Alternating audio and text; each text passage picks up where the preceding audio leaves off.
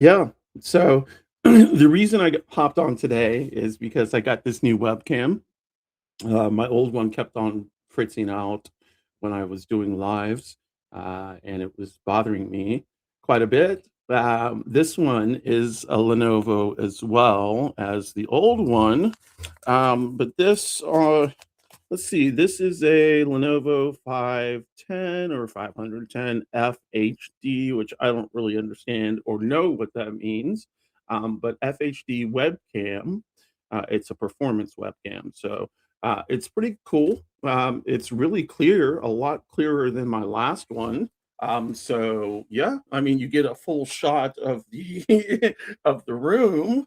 Of course, the trans flag. What you can't see is I have over here, it's a pan romantic ace flag.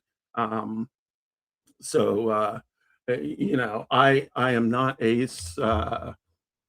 Well, I'm demi, but also pan. I don't, that sounds like it's clashing, but I don't think it really does. In other words, I can go for, and let me just skip that to not pan, but buy. Because I understand now buy and pan. I still don't understand the difference between them. To be completely honest, the only thing I understand is that buy is more than just man or woman. It's all genders, any gender. Um, I don't know if pan is something where like buy is something where you may have a preference for a specific gender, and pan is just any gender, like anything that happens. I don't know. I think that's probably the same thing as bi.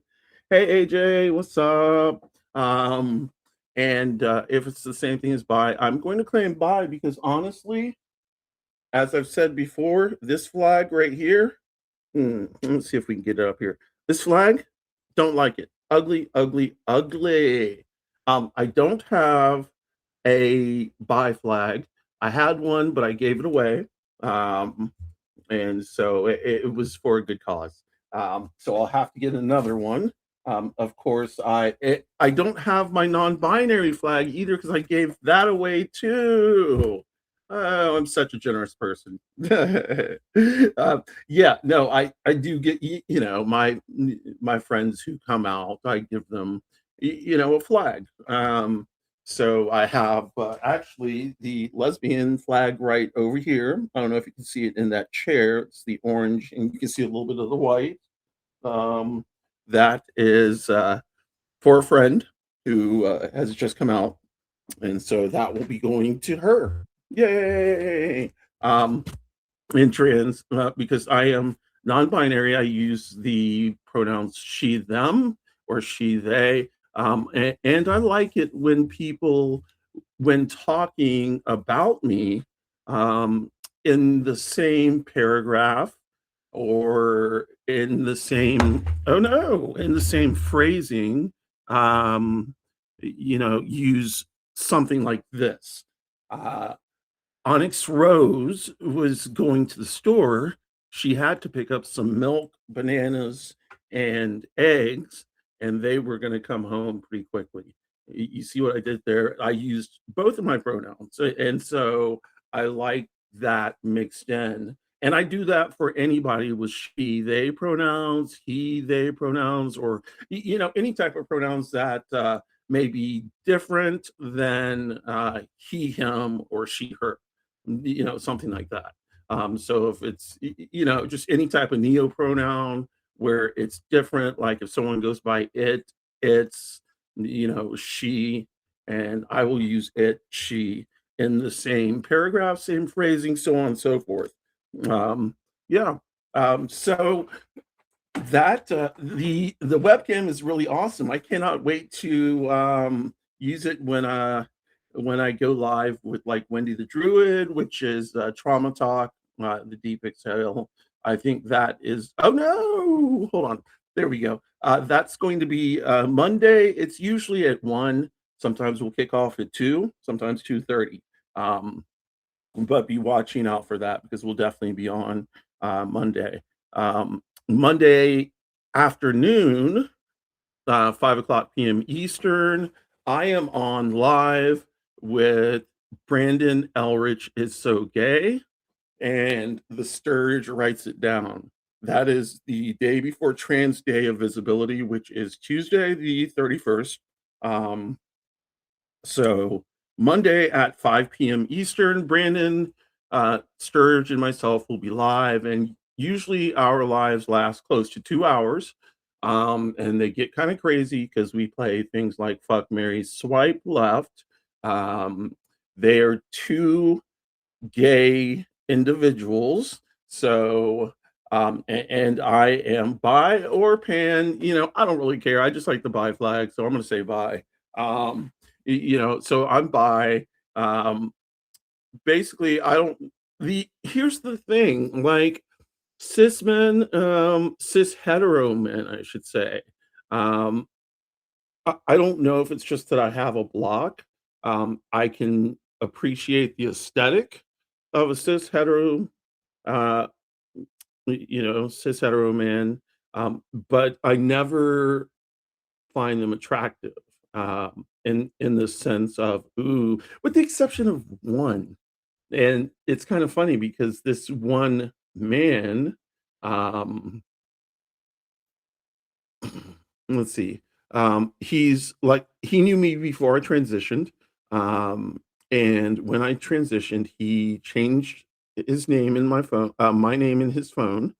Um, and automatically from the very beginning, started using my name, started calling me ma'am.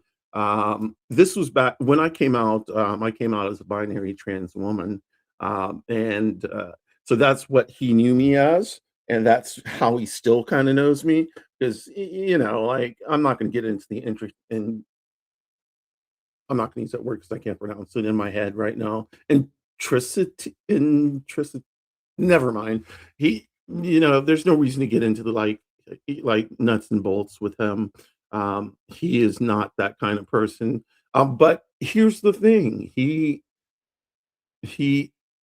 gives me butterflies. There, I said it. Whenever he says my name. But that's the only cis straight guy that's ever done that. Um, queer guys, yeah, no, girls, trans women, trans girl. Not okay. Hold on. Let me back the fuck up there. I don't mean girls. I mean women, like all kinds of women. Um, Mask, studs, um, straight, cis, trans, um, non-binary people, and I do not discriminate when it comes to non-binary people. I am not like assigned female at birth non-binary or assigned male at birth non-binary.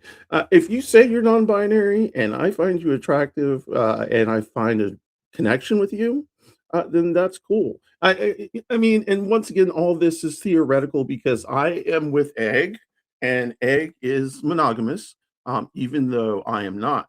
Um, but I am monogamous for Egg, so that's kind of how that goes down.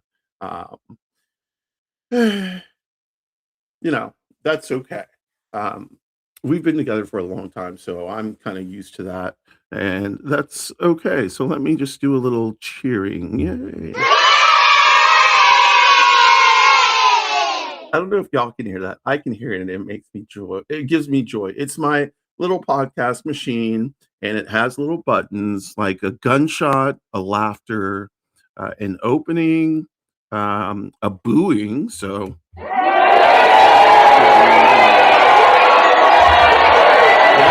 yeah. So we're loving it here. And so one of the other oh no. One of the other things that happened today is that if you look really nice and neat at my hair, I got my locks retwisted. By Salon Egg. Egg is my Egg does my locks. And when I tell you this, if you know anything about locks, you know that they can cost a lot to get a retwist. First of all, to start, and to maintain costs quite a bit. Like people think you just, don't wash your hair for, and that's the way you can do it, it's called freeform. You don't have to, yeah, I mean, you do wash your hair, but you don't train it. You just let your hair grow in as it grows in, and it'll lock. Mine needed a lot of help. I tried multiple times, starting in the early 80s to lock my hair. And my hair grows in really fine, so it's kind of s thin, so at the beginning, it then, like, becomes a natural curl pattern, but, and coarser, but at the root, it's really thin, so and it grows in really thin, about this high. So my hair wouldn't lock, and so finally we got it to lock. I was going to a salon, and the salon I was paying $180 every 2 weeks to lock and maintain my hair. That's a lot of money, but back then I was making that kind of money. So, so I did that every 2 weeks for a year and a half.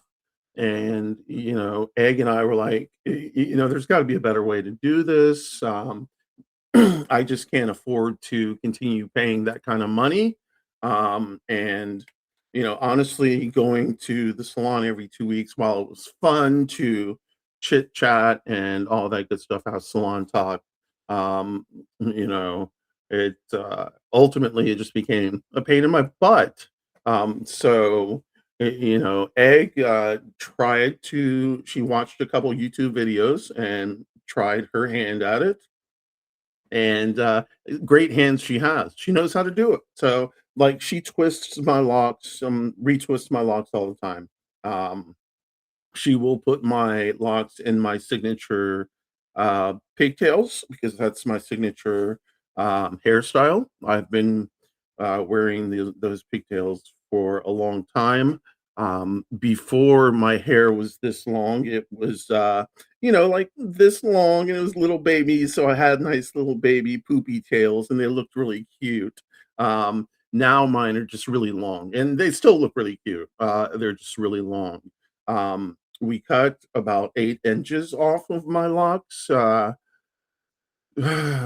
I don't know. Like I don't even think it's been a year, to be completely honest. And my hair is almost back down. Like, some of the locks in my hair are touching like my back part right next to my butt. Um, so the lower back area. Um, so my hair grows fast, and I haven't been losing any of it, thankfully. That's the one thing I worried about, because both of my parents lost and continue to lose their hair. Um, I am hoping that I get to keep my hair as long as possible.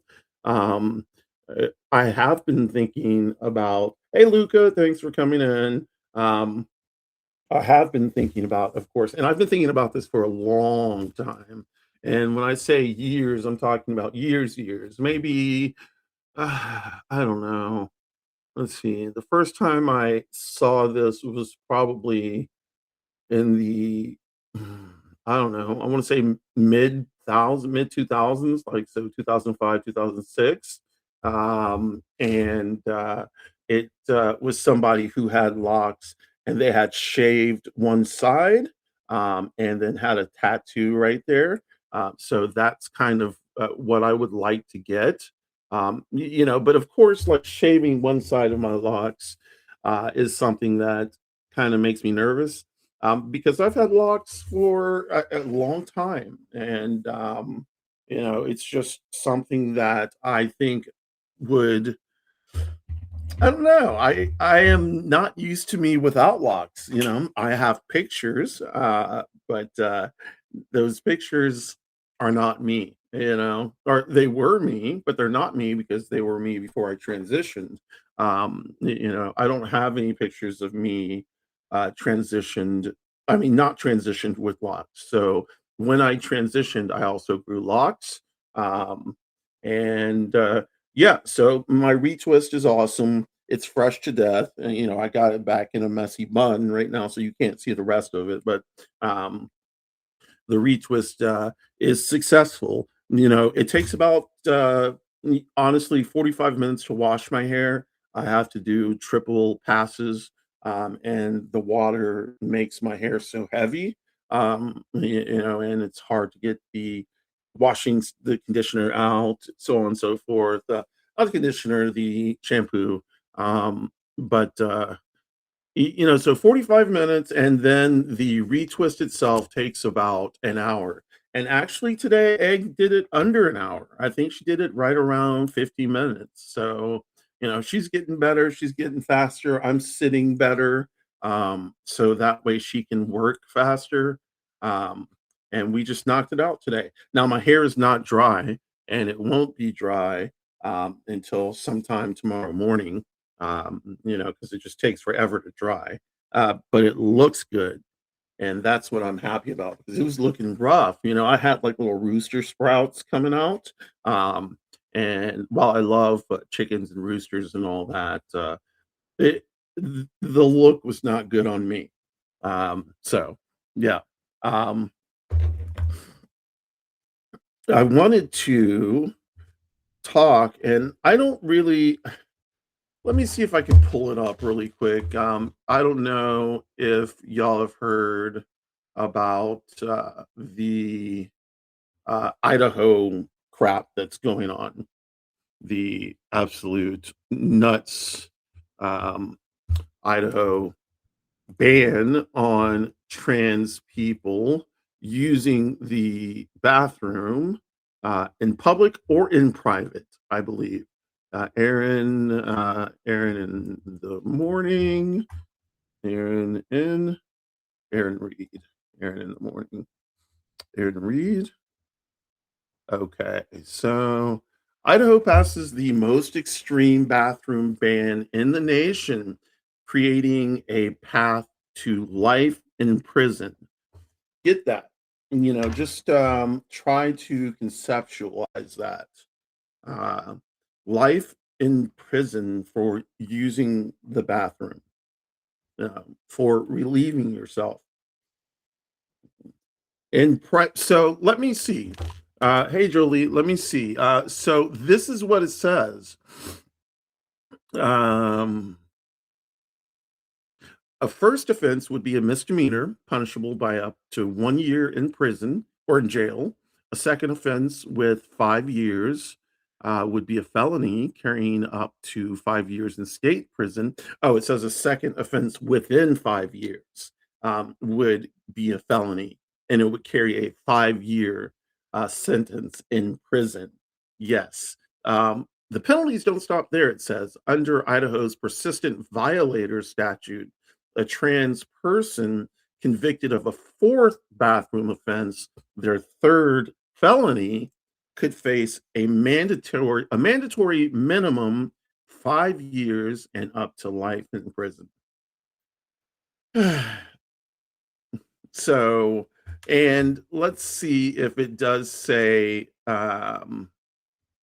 where the states that any person who knowingly and willfully enters a restroom or changing room in a government-owned building or place of public accommodation designated for use by the opposite biological sex of such person shall be guilty of a misdemeanor, punishable by up to 1 year, and so it just goes on. Notably, these provisions apply to private businesses, and the bill explicitly allows prior convictions under a similar statute in another state. So, it's getting kind of crazy. Like, it's not getting kind of crazy. It has been crazy, and they're just stepping up the crazy. Um, so the what this means is that a trans person, you know, under another state's bathroom ban could face a felony um, with their first offense in Idaho. So that is in and of itself crazy. I really don't understand what is going on and why they hate me and my people so much. Like, come on now. So of course it's saying that it drew sharp criticism. ACLU, Fraternal Order of Police, also. So the Fraternal Order of Police were like, screw this bill too. And the reason why they're saying that is because it says in many circumstances there is no clear or reasonable way for officers to make that determination without engaging in questioning or investigative actions that could be viewed as invasive and inappropriate. So basically, they mean body searching, like drop your pants, let me see what you got down there, and I will determine whether you can use the bathroom at all or you go to jail. Um, it has not been signed into law yet, so that's good. Um,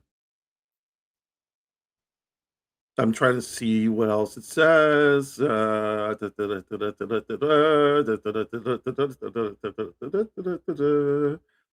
Yeah, Idaho's bill is it's the craziest bill. Um, yeah. I just don't know. And so this came out today that in Atlanta, Georgia, who is this? Hi, Elias. Is that how I say it? Elias Shepherd Marrow. Hi there. It's come out today in Atlanta, Georgia. And that's where I live. I live in Atlanta. Um, and Atlanta is a solid blue city, and metropolitan area. Aloha. Um, it is a solid blue, the whole metro, solid blue.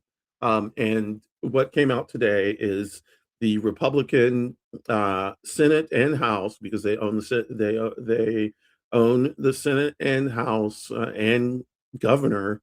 What they're going to do is try and, of course, redistrict, redraw, gerrymander all of uh, Atlanta in the metro so that Republicans can win Atlanta, thereby solidifying their hold on the state of Georgia, um, and probably then following the way of states like Texas, Florida, um, Oklahoma, Kansas. Like Georgia is just one step away from them, and I'm surprised that Georgia has not been more strict. I do think it's because there are some blue pockets that people don't know about. And I really do think that's the only reason that Georgia has still made it without like bans like Texas, so on and so forth. Now, I do think in Georgia there is a bathroom ban. Um, uh, Let me see. I don't know if it's a bathroom ban or like an HRT ban, for like a puberty blockers ban for kids, trans kids, which is horrible that they make kids go through puberty, and the kids that know they're trans and know they want puberty blockers just to make sure and test. I mean, because puberty blockers, all they do is stop puberty or postpone puberty. If at any time a child or someone who is taking puberty blockers with consent of their parents and their doctor, their therapist, their uh, endo, their hormone doctor, their at that point, if everybody agrees, then why that's their decision, and it's also their decision to at the age that is appropriate. I don't know what age that is, that is not for me to say, but at the age that is appropriate, if they choose to continue to transition, they would just switch from the puberty blockers and go straight to HRT. If they choose not to transition, they just stop taking the puberty blockers. and they have puberty. So, what I'm trying to say is the whole thing about the puberty blockers is once again just smoke and mirrors. It's just a way to distract. Um, and it works. It worked. People were like, puberty blockers. What are you doing to the kids? And I mean, really, like these are kids who need this and understand themselves better than anybody else could. And that's part of the problem here is that we know ourselves better than anybody else, and that goes for anybody. So for people to legislate other people out of existence, that's kind of crazy. It just does not make any sense. No. Thanks. Have a good one. Thanks for coming in. So I wanted to check, so the Georgia thing is definitely happening. I heard that in Colorado, which is supposed to be a very safe state for trans people, they are now trying to run. There's a lot of money being pushed in Colorado by Republican or conservative people, conservative Christians, to um, like to start with kids in schools, and then they'll work their way up. But if Colorado falls, I don't know. Like, I don't know. Like, unfortunately, I'm thinking about I'm thinking about like what's going to happen to me. Like if Georgia goes batshit crazy, what do I do? And by extension, what does Egg do? Um, do we stay here and hunker down and see if we can make it through? Um, do we make a run for it? You know, try to go to another state. Um, do we make an even bigger run for it and flee the country?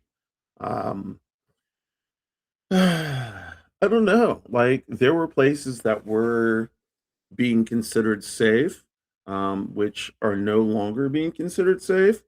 I have a friend who said Ecuador. I just don't. I have not done the deep dive on Ecuador. Now, for her, she is trans, but she is white, so Ecuador may be okay for her. I just don't know Ecuador and a black trans non-binary person femme leaning, so with a deep voice, who is married to a white queer woman. So we have a lot to factor in the whole trans thing, the whole deep voice thing, the whole femme thing, matched with the interracial marriage thing with a queer woman. That so you know a lot of times people may think we're straight except for the fact they see me wearing dresses and then they're like, okay, so something's going on there, and they usually think we're just good friends, but it's kind of funny. But yeah, that's me and the egg. But like flee, like where do we go? um Black and trans is a whole other level. Yes, yes, yes, you're right. You were right. Rhode Island is safe and politically stable, but it's small and a bit more expensive to live in. Yeah, I thought about Rhode Island, and actually Delaware, so on and so forth, that whole eastern seaboard. But the weather would be a problem. I am not a snow person. um, that is why I like Atlanta because it rarely snows. I like Atlanta because it has a mix of people, like ethnicities, I should say, not race, but ethnicities and race. Yeah, so the construct of race. Um, so there are black people there. Like first of all, Atlanta's the black mecca. Atlanta and Dallas, Fort Worth. places like that, Oakland, Baltimore, uh, Detroit, um, these are black meccas, but Atlanta is the black mecca. Like it's got the let's see, your son is biracial, black and gay. So yeah, definitely, definitely. Um, if your son is biracial, black, and gay, your son is seen as a black person, and that's, for it, unless he is white passing, meaning, he is able to pass as white or um, the other ethnicity, yeah, he is gonna be seen as black. And that's just, that's just and it's kind of funny because it's not funny, but I've had discussions with people who are biracial and or mixed, and we always discuss that get if they get pulled over or if anything happens, they're going to be seen as black. Nobody's going to give a no one's gonna give, no one's gonna care if, they've got a white mom or a white dad, that is, yeah, so yes, Jolie, yes, and unfortunately, that has to be done, because, the one of the first things my when we moved to Atlanta, I lived on an army base up until we moved to Atlanta, and so when we first moved to Atlanta, my mom told me, she was like, because where we lived was 98% white, um, in a very affluent place. And my mom told me, uh, do not, um, do not talk back to cops, keep your hands where they can see them. Um, do not do things that your friends would do, because if you get caught, you are going to be treated worse than them. The story that all parents tell their black children, especially their black, boy children. That is something that goes down in every black or you know, mixed household. That speech happens. You are going to be seen as a black person, and that comes with all the racism and bigotry and prejudice that can be thrown with it. And that sucks. And so Rhode Island, Delaware, Baltimore. We've thought about the Eastern Seaboard. We've thought about the Northeast. Um, Once again, weather. But safety is key. Like so even like going out to California is not something that neither Egg nor I want to do. Um, California just does not seem attractive to either of us. Um, you know, Portland sounds attractive, but honestly, I would feel like I need more color, skin folk, kinfolk, I really do. Like, because that in Atlanta and in the metro, there are a lot of black people, there are a lot of black people, and there are a lot of queer people, there are a lot of gay people, there are a lot of LGBTQIA plus people, it is the mecca in the southeast for queer people. Um, and for black queer people. It's got Black Queer Pride, and it's the biggest in the Southeast, if not the entire United States. Dragon Con that same weekend, so this is all over Labor Day weekend, and then it's got Atlanta Pride, which is the largest in the Southeast. Um, that happens in October. And then like other smaller prides, around the state, which I've been to one of them and it was fabulous. So I'm going to go again this year. Um, oh, expensive. And are you in Rhode Island, Jolie? Let's see. Let me go back up. There aren't as many black people in Rhode Island, okay, as there are in other parts of the US, but there are more than the stats say, as many are also native. Yes, that is true. So I do know a few Native American people who live in that area, um, the Delaware and Rhode Island area. Yeah, no, I'm not going to California. Yeah, no California. Yeah, s- south of the Bay Area or like Oakland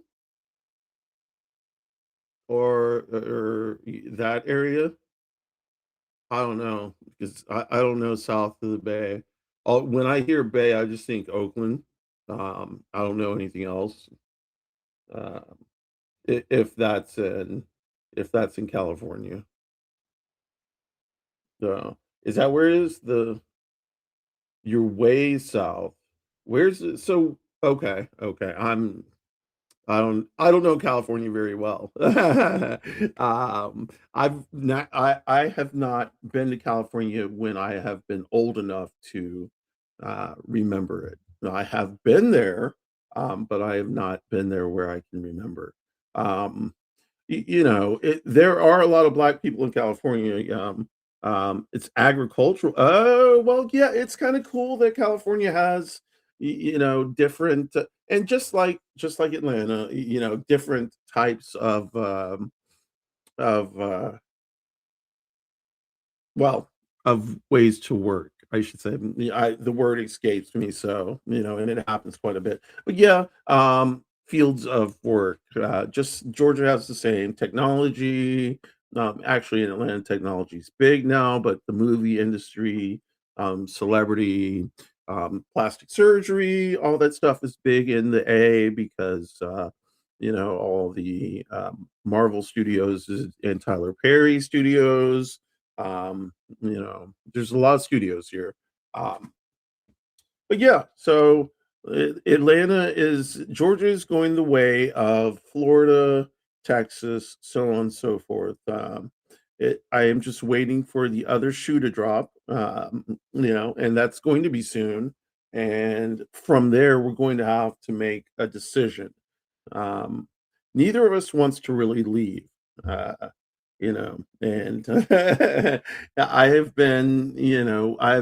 we moved to South Florida, a place called Pembroke Pines, which is 15 minutes south of Fort Lauderdale, 15 minutes north of Miami.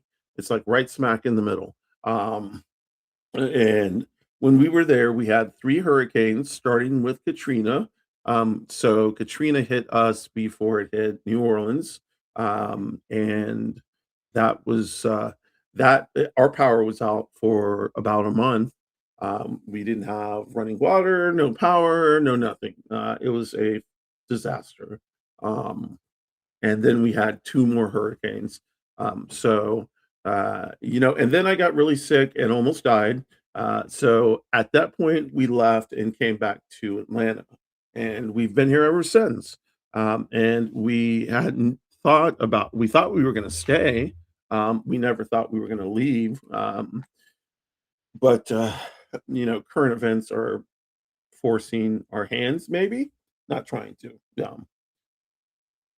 Oh, really, Luca? Yeah. So Pembroke Pines is beautiful. It is actually stunning. It's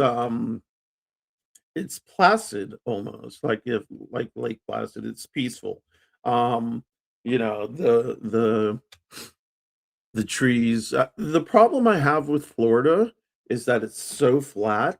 And I'm used to Georgia, where the trees, there are pine trees and different kinds of trees.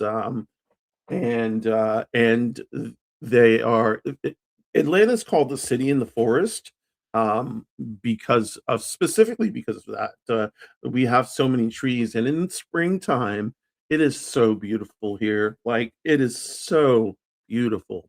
But in Florida, it's like flat, and the trees are way up here. There's no coverage. It rains like every day, like for 20 minutes. Every day for 20 minutes. And in the winter, which is like 70 degrees, 60 degrees, people will pull out their puffer jackets, the big puffer coats. And I was like, all right, y'all, come on now. It's not that cold. But then I realized in Florida, yeah, that's cold. Now, recently, it's been getting colder in Florida, so, um, um, yeah, Pembroke Pines was fun. It was fun, but there's a lot of, in Florida, there's certain, at least in the area I was, Pembroke Pines, Fort Lauderdale, Miami, there's a certain machismo? I don't know if that's the right word, a certain toxic masculinity that I couldn't get down with. So I was happy to leave. Um, Atlanta's cool. I don't go out a lot. I don't drink, I smoke weed. I don't do anything else. I don't go out. I have a bestie, I've got egg. I don't really have a lot of in real life friends, you know. Yeah. Puff puff pass. Yeah. I don't really have a lot of in real life friends. I know Wendy in real life, Wendy the Druid, um, but I don't know anybody else in real life. Um, and I'm happy that I came on a Substack because I found a thriving queer community. Hey, what's up, Robes? How you doing? I found a thriving queer community. So that helps me. Because I needed that, and I think Egg needed that too. So when she comes on live with me, she is not the kind of person who would like to do lives. I get her on, and then she starts to do it, and then she likes it. She gets fine with that, and then it taps her out. It wears her energy down. Um, Whereas for me, like, I'm, like, kinda grouchy and shit at the beginning, like, before the live starts, and then once the live starts, like, I'm, like, kicked in, and then after it's done, I've got a little buzz for a little bit, and then, except for, like, trauma talk. Okay, so trauma talk's a different story. I do not get a buzz on trauma talk because trauma talk is trauma talk, and, when you're talking about trauma, it wipes you out. Um, and so the last I had a live with the poet Miranda, and you know, she had me bawling, just absolutely ugly crying. And then a poem I read, I couldn't even finish. It was just too painful, So that's trauma talk. Like we try and work it out, and we do it, in front of the camera, but in front of people, so that people can understand like what we go through as trans people and how trauma informs us and has informed our lives and how we decided to come out and when we decided to come out, and what our transition looks like that's different from other people's transitions, because no one transition is the same, no one transition story is the same. Now there can be narratives that are close, like one narrative is that it was either life or death, and I chose life. And that was my narrative, it was either life or death, and I chose life. I What really happened is I chose to transition. And that saved my life, that was what it was. I didn't choose life, I chose transition, and then transition saved my life. And so for anybody that says transition does not work and does not save people's lives, they are 100% wrong. And there are hundreds, no, not even hundreds, thousands of stories to back this up, that people didn't transition to live, they transitioned, to because they had to, and in that transition, they chose life, but the transition gave them life, and all the shit that they had and we have been carrying, it doesn't disappear 100%, but it makes it easier to deal with.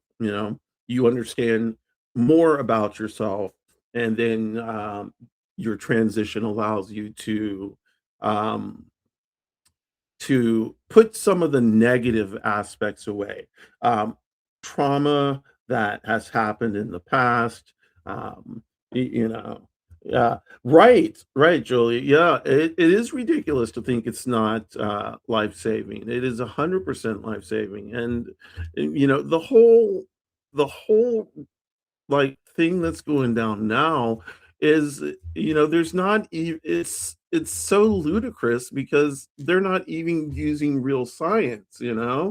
They've paid people to come in, make these statements, not even do any studies, like throw up a quick, like 2-week study that's not even double blind or anything like that, study like a couple of detransitioners who, and by the way, people who detransition, there are a number of reasons. Yeah, uh, just a very small amount. Like, so detransitioners are like out of like the 1% of the trans population, detransitioners are tiny, tiny, tiny, tiny percent. So, like detransitioners will do this for several reasons. One is because they realize that they are not trans, and that is fine.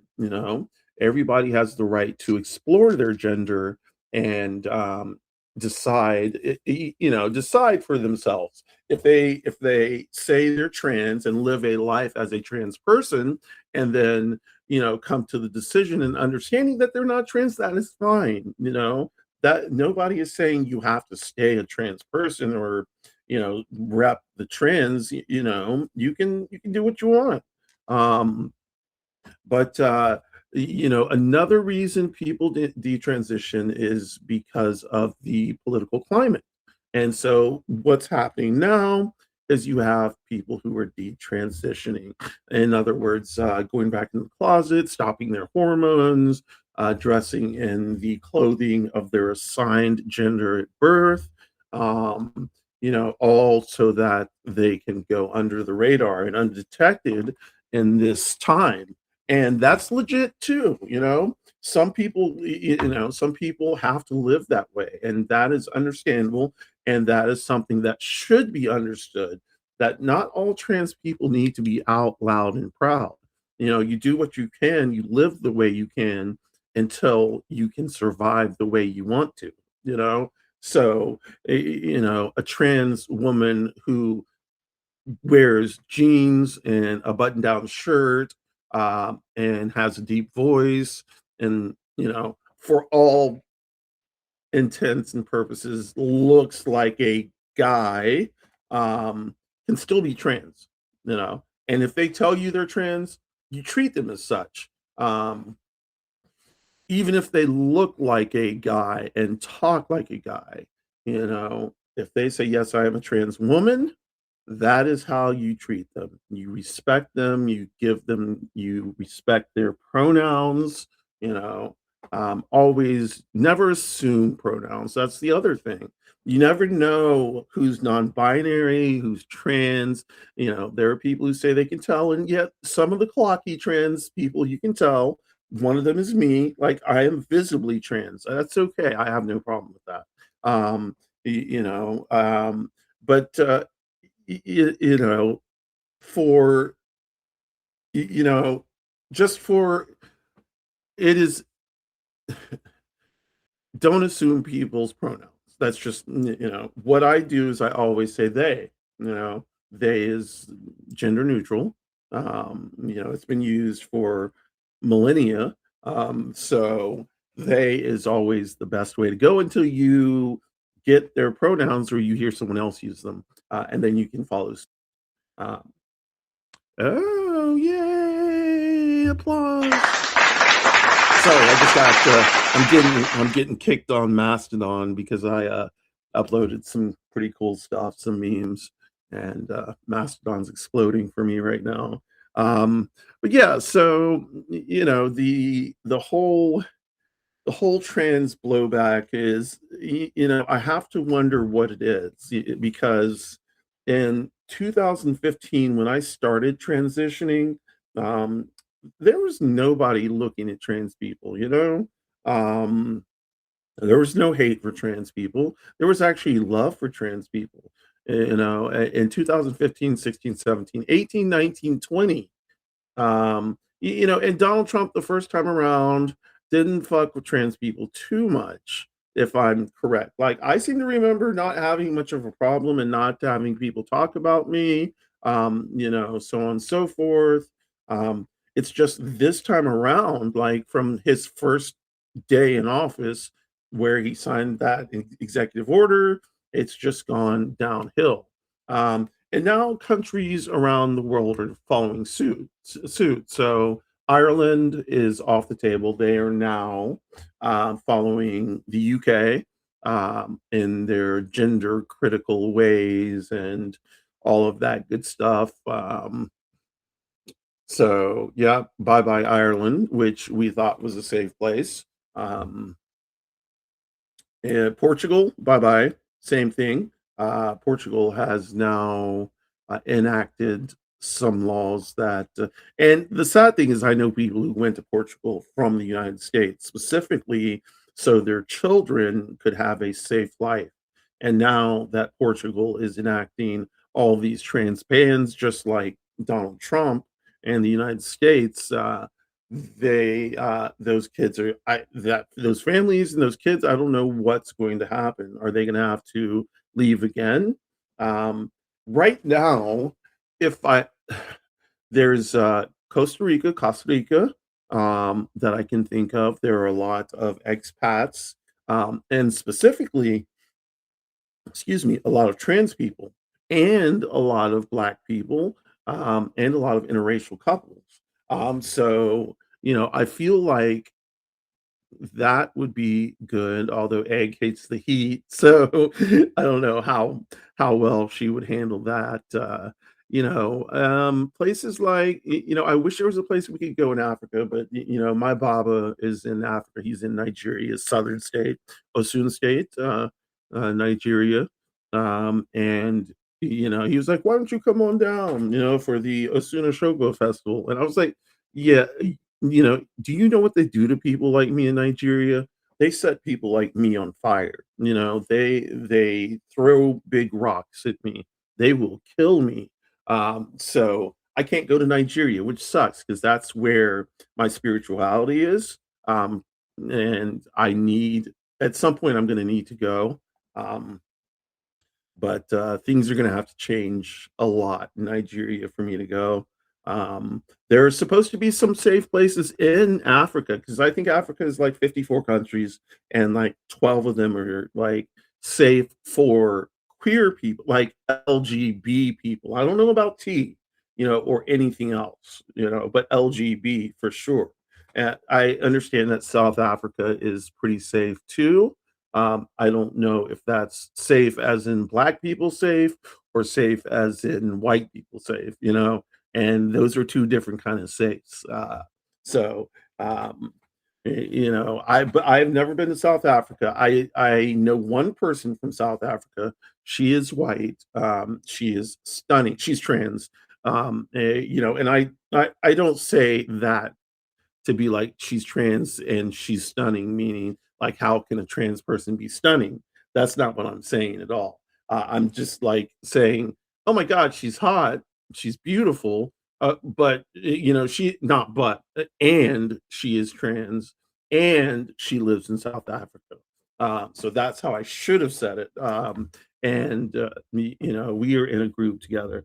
Yes, there we go. She's a person of trans experience. Yes, she happens to be trans. Yes. But yeah, so I know people like around the world. Scotland is supposedly safer for trans people. As it goes in terms of the UK and Scotland, Wales, so on and so forth. I haven't heard anything too much about Wales yet. Oh, so, but then Portugal, Spain. I wouldn't want to live in Spain. Um, but Spain is supposed to be kind of safe. The problem with all of these European nations is that there is an undercurrent of racism. In Italy, black people openly get mocked, monkey chants, and thrown bananas at them, so on and so forth. They've made grown black men cry on the football field. Um, you know, yeah, Spain doesn't like black people. Pretty much all. European countries, you know. The only one that I can think of that, you know, I understand Malta may be okay, um, you know, but the really, I'm trying to think, and really the only one that I can think of that's tolerable is Netherlands, you know? Netherlands, meaning Amsterdam and Utrecht, are definitely safe spaces.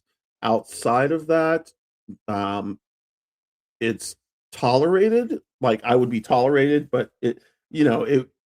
I don't think there would be anything. I don't think there would be any problems with me in Netherlands, like Rotterdam, Amsterdam, Utrecht, Den Haag. I think all those would be safe places. Hey, Joe.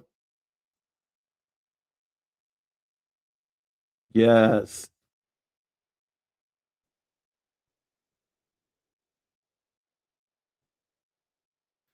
The world, yeah. So the strange thing about poor black and white people from whatever country is that you know it's the perfect trick that the white government did is to make poor white people think they are better than poor black people, you know, just by the nature of them being white.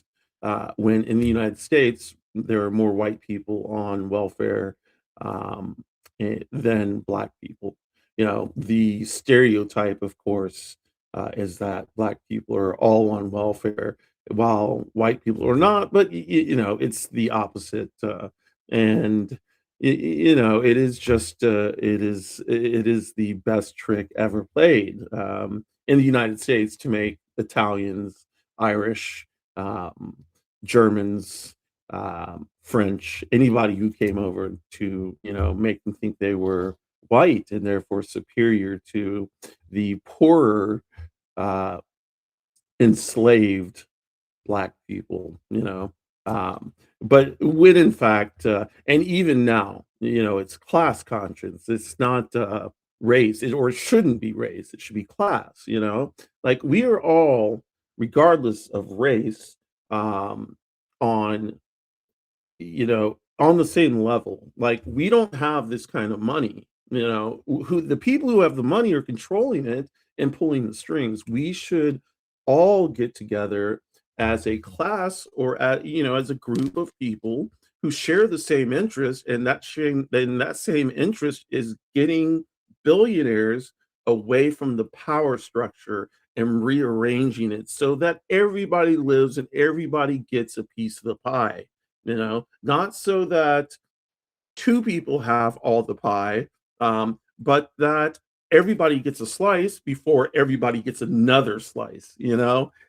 So like we need healthcare, we need you know food security, we need housing security. You know, those are three things that every single person should have in the United States, in the world, you know.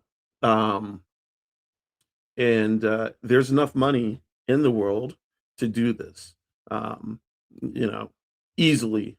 Uh, of course, you know, Musk and Bezos and whomever else could take care of this and like, you know, like, I don't know, 2 days, 3 days. It's like, you know, Bezos's old wife, Mackenzie, I don't remember her last name, but Mackenzie, she is just giving away money left and right. She's just throwing it away like Oprah gave away cars and shit.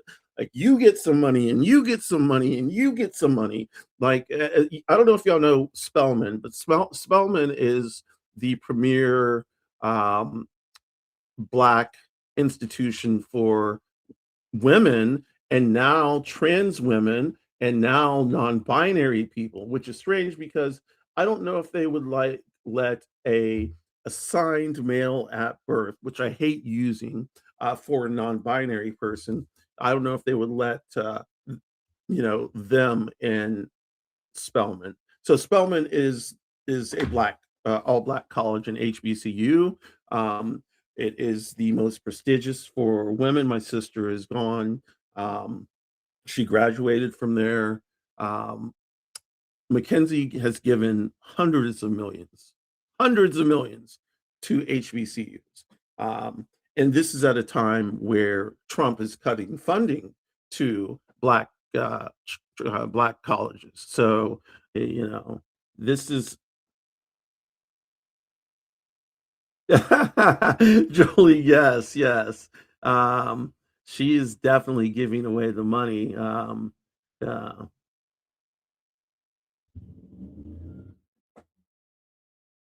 Praise the Tweety Bird at No Kings. Was there a Tweety Bird, like a big Tweety Bird? I didn't get to see all of that. I was getting my hair done today, you know, so I didn't go out and land and stuff. I don't really, I don't really, and there's a reason why, and I'll tell you. And this may sound like a bad reason to you, but I'm a target. I'm a target. If I go out in a dress, um, and protest, I am a target. Like, white people can blend in with other white people, but a black person in a dress, um, and some big stompy combat boots, not combat boots, but platforms like Chucks or Doc Martens, anything like that. Um, I know y'all think I harp on the black and white thing, but it really is something to the effect of where I feel like I would stand out more, and therefore when things go down, I would be one of the first people to be targeted. I don't want to be a target. And the other thing is consistently, black women have shown up and done the heavy lifting for the Democratic Party, consistently. Um, the people who don't do the heavy lifting are white middle class women. Uh, those are the people who uh, traditionally don't do the heavy lifting. And the reason why is because they are happy in their little suburbs and their bubbles.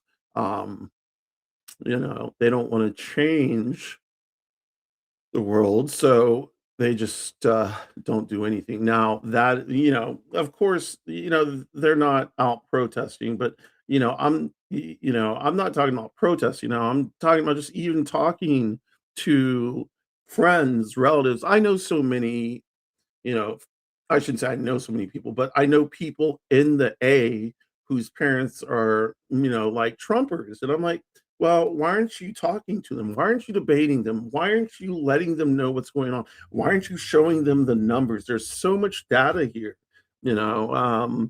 As long as gas and then retirement accounts don't get hit. So yeah, gas got hit. So I actually, it was kind of funny because I told Egg to fill up the tank because gas prices were going to jump 30 cents.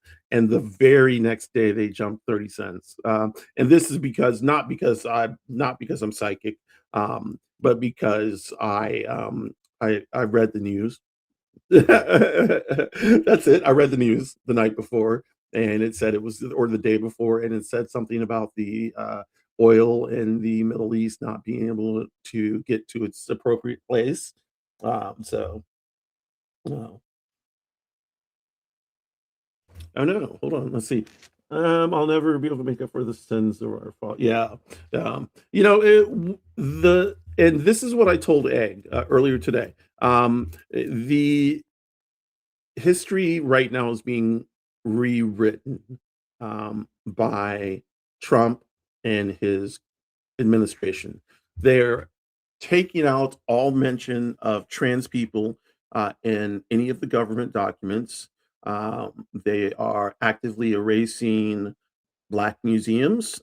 They're actively erasing women's museums and overtaking women's bodies. Um, it- yeah, no, no. I mean, I don't know. I forgot where I was going with that. I had a point, but it just slipped my mind. Um, it's just, yeah, as a class, I think we have more of a way to win. So, and that includes, this is end stage capitalism. Like, it has to end. We have to go to a more socialist standing. I would think, I don't know about full on communism. That is not something I know about. I am not 100% on socialism, so don't come at me for that. You know, but from what I've read and from what I've heard, yeah, that's a lot better than capitalism. Like the fact that, like, yeah, okay, so the fact that my egg and my bestie work like honestly 40 to 60 hours a week. Um, and those extra hours they are not getting paid for because they're both salaried. Um, so when you put in 60 hours a week for your job that you don't get paid for those extra 20 hours, you know, are you really living a life and you do that for until you're 65, you know? Are you living life? You may get a break. Do you take vacation? Um, like because the United States, people don't really take vacation. In Europe, they're like, "We'll be gone for 2 months, bitch. Bye." You can talk to us then. But in the United States, it's like, "I've broken my leg. I'll be back tomorrow." Um, that's we just don't have a system in place to where people feel comfortable taking vacations, Um, yes, Jolie, white women and white men need to go ahead and fix this. We're not talking about the billionaire class. We are talking about people who can affect change at the lower levels, we'll be able to make up for sensitive voters. Democratically instituted socialism seems viable. Yes, that is true, Luca. That is where I was kind of going. Democratic socialism. Free labor, yes. Um, what is it? It's mandatory in some countries to be on holiday for 30 days. And that's what I'm talking about, That's exactly what I'm talking about. It would be so much more productive for people if they weren't scared that they had to use their sick day just to take their child into the doctor's not to the doctor's office, but somewhere else, and had to use their sick day, therefore not being able to have sick day when they're really sick. The fact that they only give like 2 or 3 sick days, is crazy. People get sick. You just can't help it. And the fact that like it's only, you don't get but 2 weeks when you start, if you're lucky, at a new job. You may get 2 weeks, may get 3 weeks. If you work 5 to 10 years, you may get a month of vacation time. Um, but that's 5 to 10 years, you know? That's a long time to, um to be working and not enjoying life. Oh, I know what I was saying. Okay, let me go back to it. So history is erasing us, not just trans people, but women, so and any lower people, queer people, poor people, what we need to do as hopefully everyone in here. We're on Substack, so everyone in here is hopefully a writer or a content creator of some sort. What we need to do is we need to be the historians, the griots, the poets, the writers, the storytellers, the historians. We need to set the history as it is, as it was, pre-Trump. We don't want to let them rewrite history. We want to preserve history. We need to preserve it. And that's why I say poetry is so vital, extremely vital, because it captures the essence, the blood of the movement of the time. It can. Even short stories, orators, people who can speak, griots. Griots are storytellers from Africa, Ghana. Um, that pass tradition, pass down through the generations stories of their family and mythology, history, so on and so forth. So griots, just like bards, just like one would consider a bard in Celtic tradition. I believe bards are Celtic. Um, and bards are just the same as griots. It's just bards are European and griots are West African. Um, so but we need we need people who can write history, not who can like write history at a PhD level. Yeah, that would be great. We need them too, but we need people like me who can't write worth a fucking shit, but I can record some dates, and I can write my thoughts. It's not going to be anything deep, but it will be, on this day, this happened, and this is how I felt. That is not something on its own that is earth shattering, but you know, together it is, because then we have this corpus, this literary corpus, that proves like, yes, trans people were around. Yes, trans people thrive.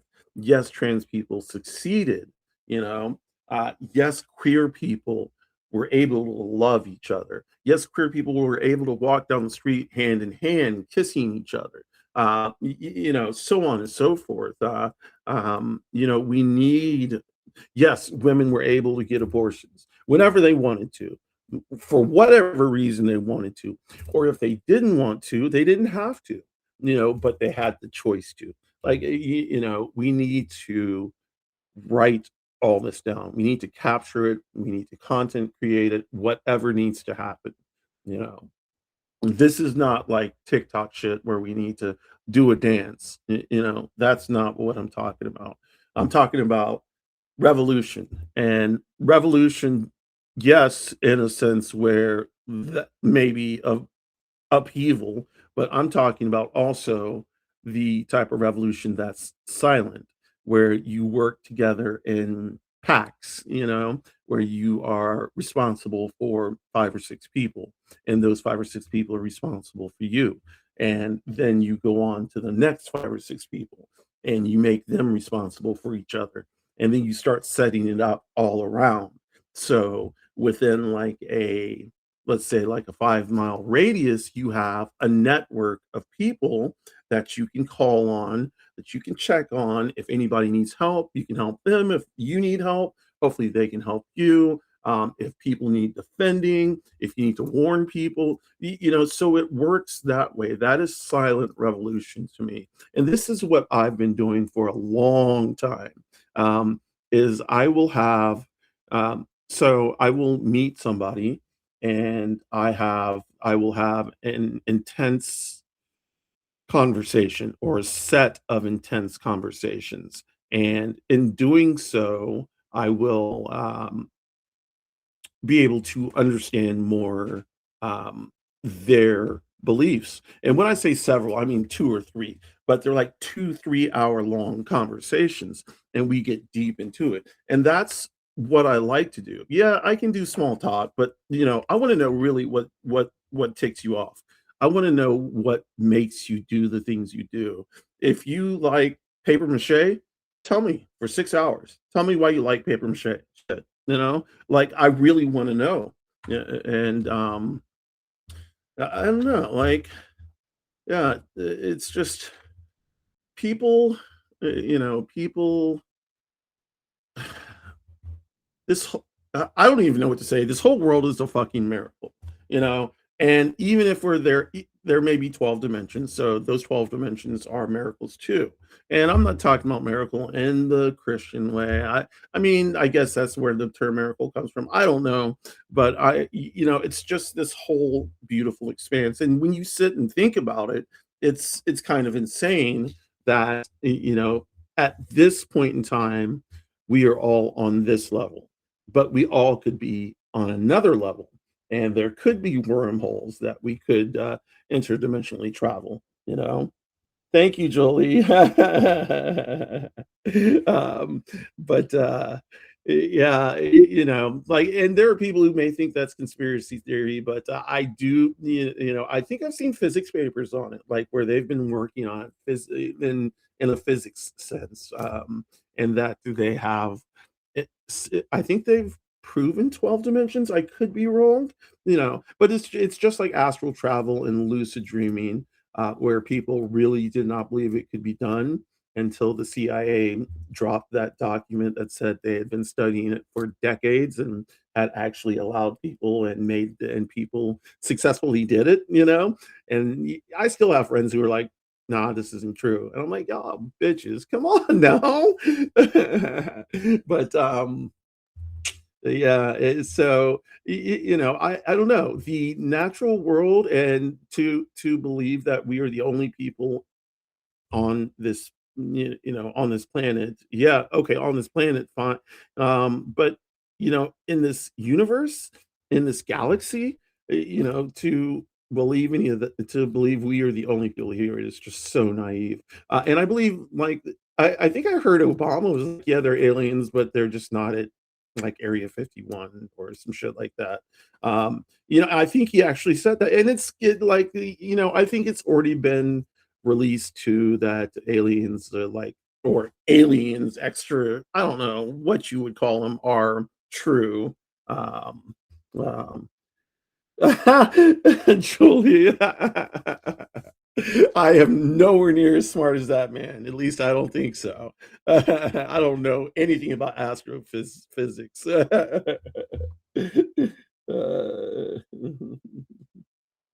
Sparrows and finches, yeah.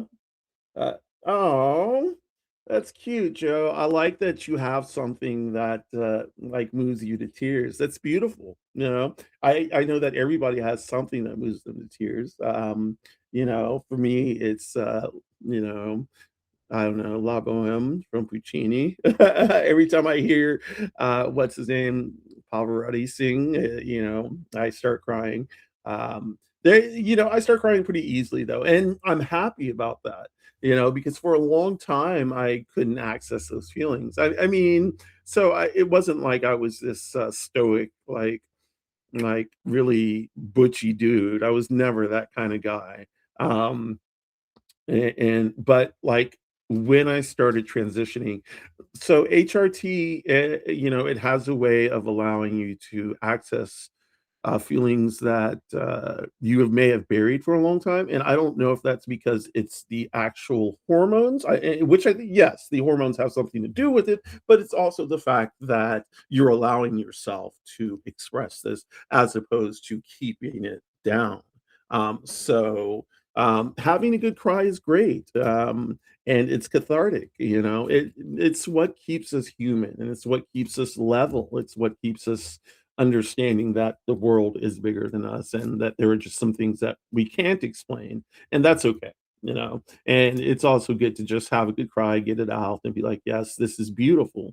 If I cry at beautiful things all the time, and I find a lot of things beautiful. And if I find something beautiful in someone, I will tell them, because I believe you should tell people that they are beautiful and that they do beautiful things. If you don't, you never know what could happen. You never know what could happen if you tell them that, though. But for me, just me saying that allows me to get it out that I believe in their beauty. It has nothing to do with trying to get with this person or anything like that. It has everything to do with respecting something that I see beautiful in them, you know? Um, thank you, Jolie. What's up, Neuro D? How you doing? How you doing? I'm just up here chatting, just been rambling.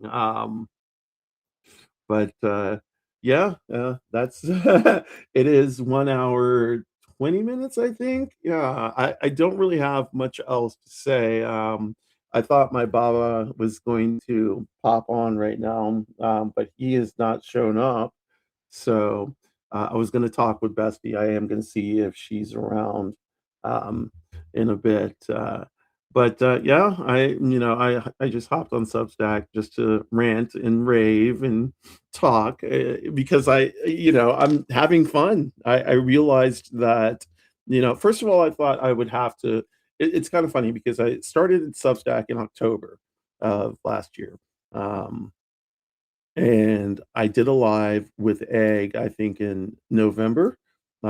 For I did may have done two, one in October, one in November, for pre-FFS, and we didn't have the setup down or anything like that.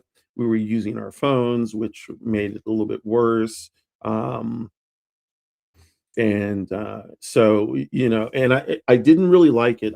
I do like writing, but what's happened is I find that I like actually talking, because I can talk, I can talk, and I like to talk.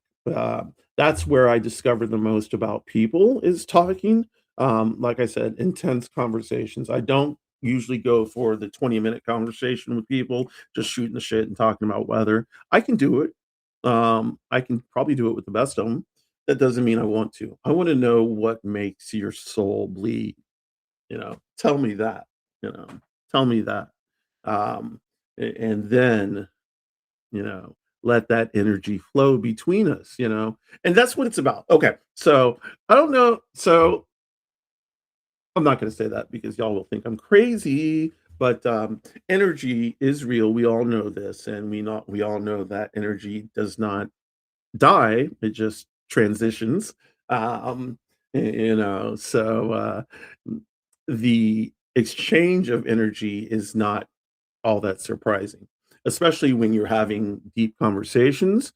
I call it energy matching. That what you're doing is matching energy.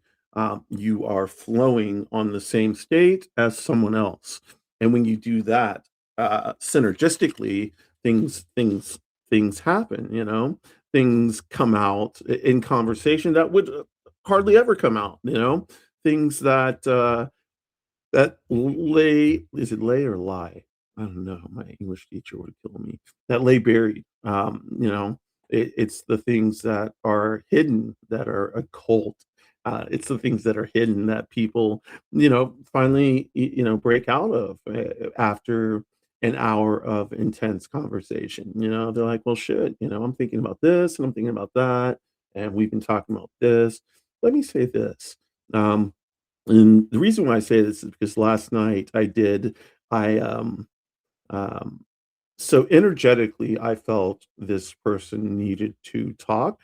Um, so I kind of popped onto their page, um, to their Facebook Messenger, and hit them up, and then they did not get back in touch with me. So I texted them, and they texted me back immediately, and we started talking by text, and then I was like, "You know what? Something is a little off."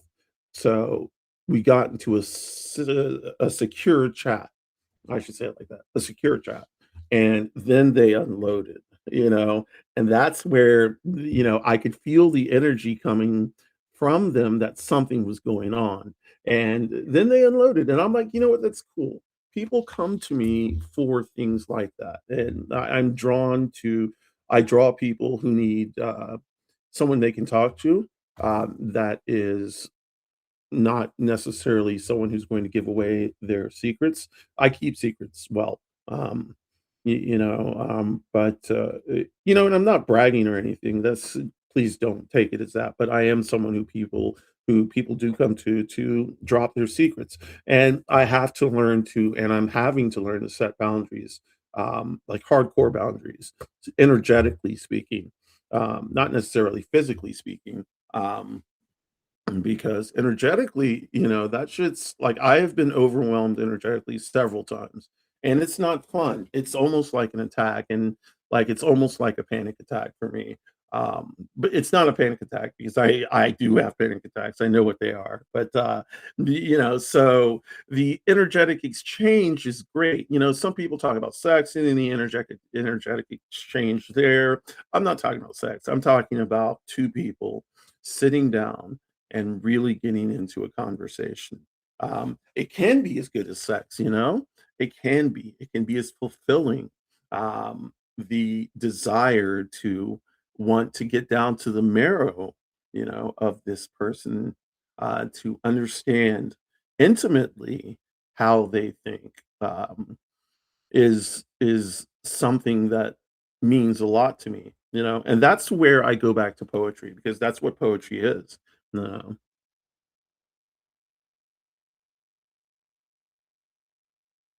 Yes, yes, yes, yes, Rudy, yes. It is good to have boundaries too, yeah. Boundaries are important. So I can tell you a story. There was one friend, and they were pretty complicated, and that's fine. I deal with complicated people all the time. Um, this person had a bad childhood, and had a child and was not doing well. Um, and they kept coming to me, but their energy was bad, so every time they came to me after they left, I would feel bad, like physically sick.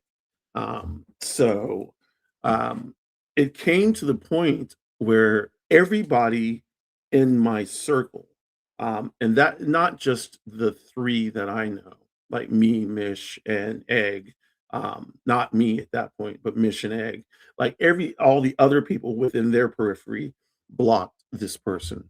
So at that point I was like, okay, yeah, toxic, exactly. I was like, I'm going to give this person a shot, because I feel like in some ways I'm called to help people. And if they need help, let me do this. So I tried to, but wow, like there was one point where it was just so bad, like, and it felt like this black cloud was attacking me, and it felt like my stomach was going down, and it felt like my heart was racing, and I was just like, this cannot happen. And so I got my smoky quartz crystal, and I tried to ground myself with some breathing, and I was stomping on the ground.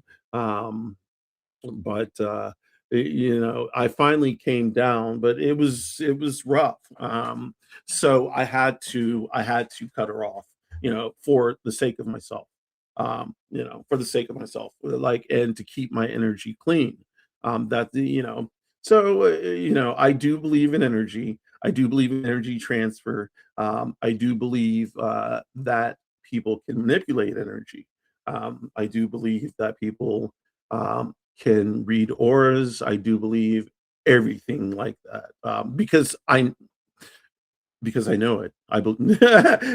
That's when if you if you know it intimately, then it's true. Like, and that's not to say I'm special.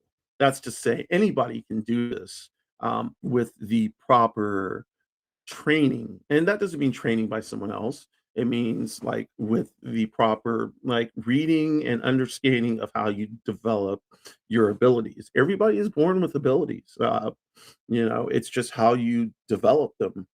Some people's are stronger because of whether it be childhood trauma, which can inform a lot of abilities, because childhood trauma, kids are used to,